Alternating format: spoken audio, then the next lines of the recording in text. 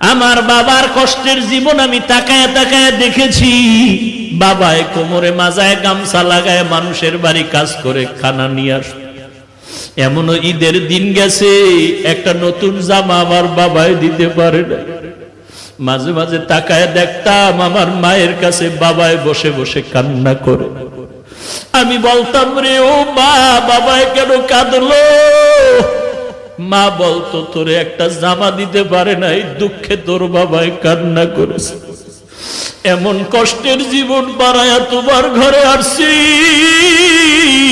জানির কারি সাহেব আজকে আল্লাহর কাছে দোয়া করে গেলেন, কিন্তু দেখে যেতে পারলেন না যে হাফিজুর রহমান কেমন হয়ে গেল।